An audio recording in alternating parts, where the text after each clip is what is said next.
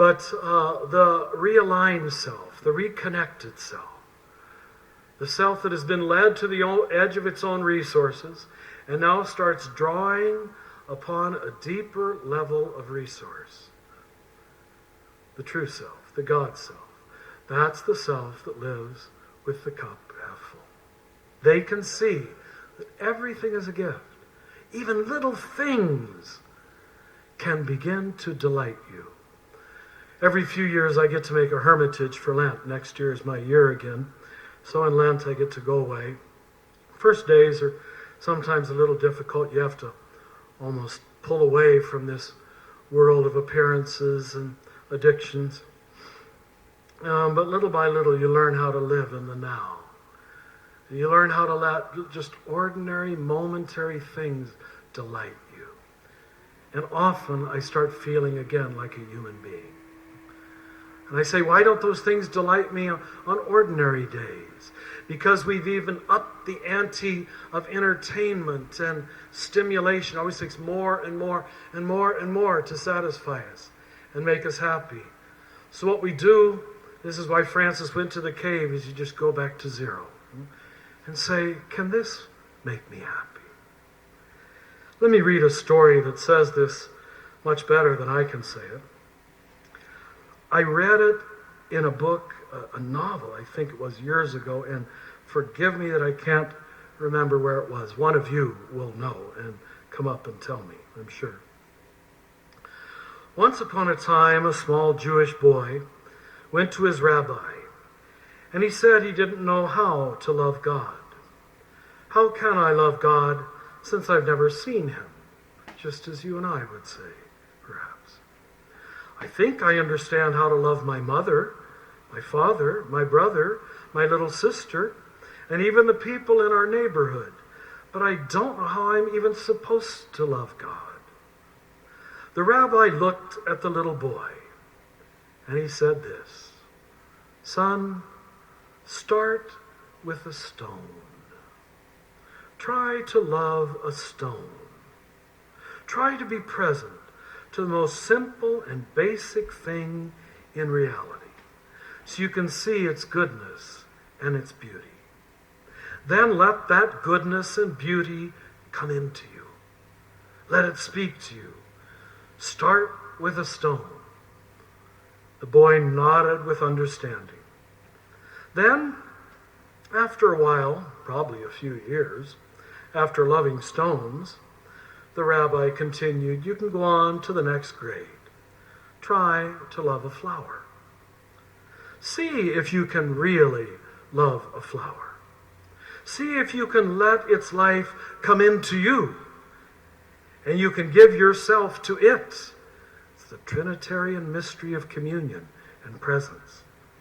You don't have to pluck it to enjoy it. You don't have to possess it to enjoy it. Don't destroy it. You can just love it over there in the garden, growing as it is. Let it delight you. Learn to love a flower. Lesson 2. The boy nodded. I'm not saying it's really wrong to pick flowers, added the rabbi. I'm just asking you to learn something from the flower without putting it in your vase. The boy smiled, which meant he understood, or maybe he really didn't.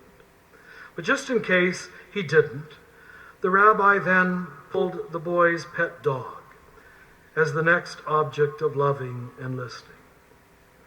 And he said, do you love your dog? The boy, of course, nodded and smiled when the rabbi talked about his dog. Oh, yes, I love my dog. Then the rabbi went on. Try to love in sequence the sky and the mountains and the beauty of all creation. Try to be present to it in its many forms. Let it speak to you, and let it come into you. The boy sensed the rabbi still wanted to say some more, so he nodded as if he understood. But of course he had not grown to that level yet. Then the rabbi said, then finally, after you have loved a stone and a flower and the skies and the mountains and all creation, then you're ready to love a person. Try to be faithful to that person, to sacrifice yourself for their good. After you have loved them, you'll be ready to love God. St. Bonaventure, our Franciscan mystic, he called it the great chain of being. And he said that when we stopped recognizing the divine presence in the lower levels of the great chain of being, it was an all or nothing proposition, as I told you this morning. And sooner or later, the whole thing would fall apart. He was building on the intuitive vision of Francis himself. And he said, just as this story does, the lowest link in the chain of being was the rocks and the minerals and the earth itself. Then the plants that grew from the earth. Then the waters the waters first, and then the plants, and then the animals, and then the humans, and then the angels and saints, and then the divine.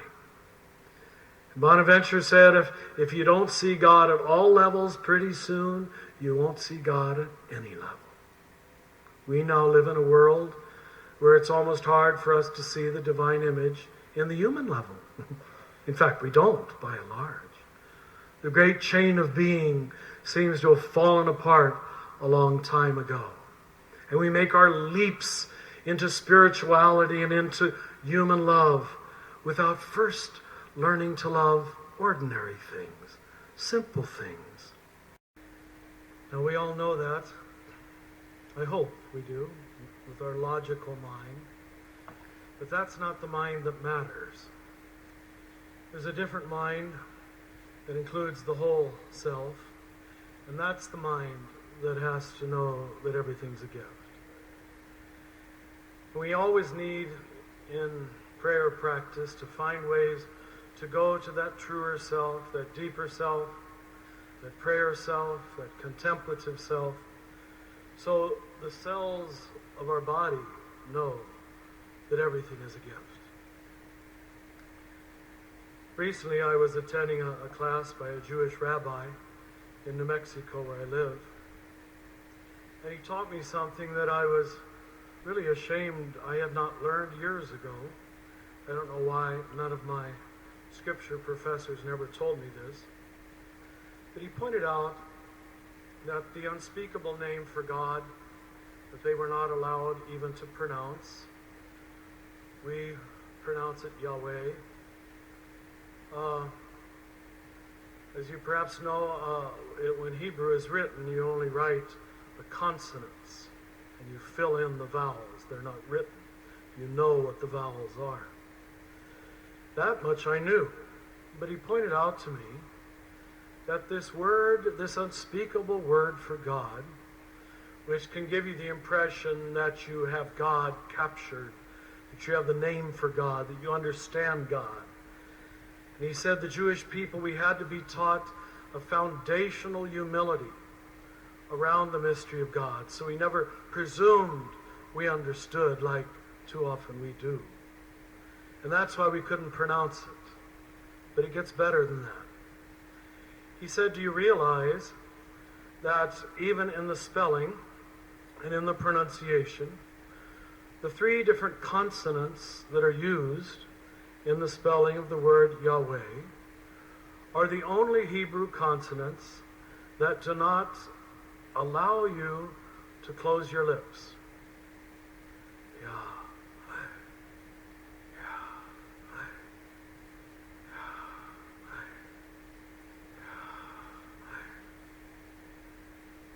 I almost wept. I realized what they were saying, what they were realizing so deeply, that God was uncapturable in any form, even by our words, even by our mouth, and that this God was as available as the air inside and outside of your lungs. And the only thing that you have done ever since the moment you came out of your mother's womb is you have taken in that breath. You have inhaled and you have exhaled. And that moment will come with the last inhalation and the last exhalation. But in between, there is something that is always happening, always available, always accessible. Without it, there is no life. And he pointed out that what the Hebrew tradition was saying was that God is as available, as accessible, as free as the very air. And still, we cannot see the very theme of our weekend. Maybe we cannot see, maybe we cannot feel the universal gratitude that proceeds from this awareness, because it has remained largely in the head, a doctrine of belief, but not an experiential knowing. D.H. Lawrence said, you can do whatever you want with a belief, but an experience does something with you. You're not in control anymore. The experience is. And I think why we see in so many parts of the world, why institutional religion in all of its forms, Christianity, Islam, Judaism, the great monotheistic religions, all seem to have come to a kind of impasse. We say, how did we get to this point? I think at least one reason is, in terms of our theme today, we try to be grateful with our head. You can't. You got to be grateful with your whole being. You can't know this mystery by head knowledge. You have to know in a deeper way. Now, I, in my own teaching, have tried to distinguish, and will develop it more tomorrow, between what I call the calculative mind, the normal mind that judges and critiques and analyzes and fixes or tries to fix, and the contemplative mind. And every religion, at its more mature levels, teaches some form of meditation, contemplation. Our normal word for it has just been prayer. But that's the self that can know that everything is a gift. The logical mind, your logical mind, mine, it will think of all kinds of things that are not gifts. It'll think of all kinds of things to complain about that aren't like we think they should be. As long as you stay there, you won't get very far in this realm of spirituality that we're talking about today. That's why it's been so important to have music and mind. Just some way try, although it's hard to do with Christians, to get them out of their heads. Because we're convinced that we can solve the problem up here. And I want to convince you, you can't. This only becomes a control tower. That's really what it is. The mind does not really search for truth. It searches for control. It wants to know where it is in the pecking order of everything. So God has to lead you to a different and a deeper and a broader place. That's why I said this morning, only things like birth and death are strong enough to do it. Very often suffering in some form. Every other way, you'll try to figure it out. You know, you probably think, being a public speaker, that it must be great to be standing up here and be in control of 700 and some people. But I want to tell you something. I'm not really in control. You are. Oh yeah, I'm sitting here talking. But 700 and some minds are sitting out there looking at me, deciding moment by moment whether they like what I'm saying. Whether they agree with it. Their mind can easily dismiss it and say, oh, that's too liberal, that's too conservative, that's too Catholic, that's too Protestant. My gosh, he's even mentioning Jews. Maybe he's Jewish. That's what the mind does. It just keeps going around, searching for control, searching for preeminence. Now, that's why the spiritual teachers always say that if you're going to get very far, you cannot judge. The judging mind, quite simply, is the mind looking for control, not looking for truth. So actually when you stand up here, and I know many of you have experienced it if you've been in a public speaking situation, it's actually a very vulnerable situation because, hundreds of minds are liking you and disliking you, loving you and rejecting you moment by moment. And if you're not free to accept all of that positive and negative energy, you wilt before the event. So you have to try to find a different place from which to speak, a different place in a certain way that doesn't care too much whether everybody agrees or everybody likes it. And that's that deeper place of gratitude that we're going to try to describe.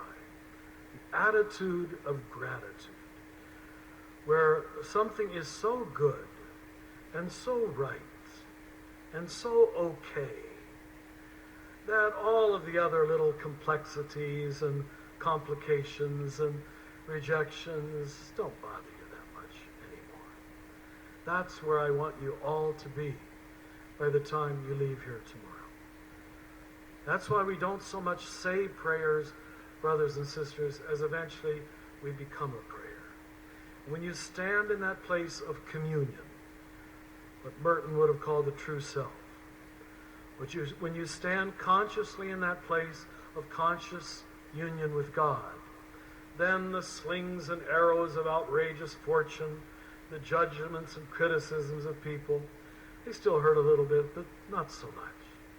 Because you know who you are apart from this horizontal game of what do people think of me.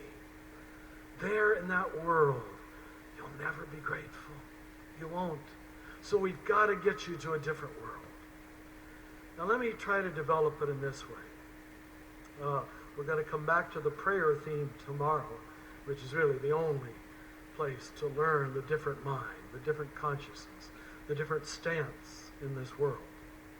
But I'm going to describe it for now as two different worldviews. There's the worldview of entitlement that begins with, as most Westerners begin, certainly most Americans, I deserve. It's very deep in most of us. I have a right to. I have earned. If that's your starting place, you're never going to get to the attitude of gratitude. You'll never be able to know that everything is a gift. Because when you start with, I have a right to, I deserve, I'm afraid we do see it, certainly in our younger people, almost as a way of life. The older folks who had to suffer a lot more for what they got don't tend to move to that sense of entitlement quite so quickly. But when you start there, you start, of course, with an awareness of your incompleteness. I don't have. I am not. And so always your happiness appears to be over there, in another person's response to you, or in another possession, or fancier clothes, or it's always outside yourself. Brothers and sisters, happiness is always an inside job. Right? There is nothing outside the self that can give you substantial happiness. It can only come from within. By that union, that communion with the Holy One, with all things, whereby you draw upon the deepest level of reserves and resources by yourself. You don't need all of these other things to tell you who you are, or to tell you that you're important, or that you're needed or loved. You're drawing your love from that deeper place that we talked about this morning. That's a secret to spirituality. All the rest is just words until that happens. And until you switch engines, if I can put it that way, and stop drawing upon this Richard self, small self, horizontal self, that self will always feel inadequate. And it is. It well should be. It has no metaphysical substance, we would say philosophically. That's what doesn't exist. The true self is who you are in God and who God is in you. That self begins not by a sense of incompleteness, but begins with a sense of completeness. It's already okay. I have all I need. Now, on some level, I have to believe that every one of you in this room has experienced that. On some level, I don't know why you'd even come to a day like this. Huh? Why would you search for spirituality? As a general rule of thumb, all spiritual knowledge is recognition, not cognition. You don't know it. You say, I already know that. It's a discovery of something that has already been spoken within you. Some have said a true spiritual teacher, therefore, is a midwife. They're pulling the baby out of you. They're naming the divine indwelling, the presence of the Spirit that's already there, but you often don't know it.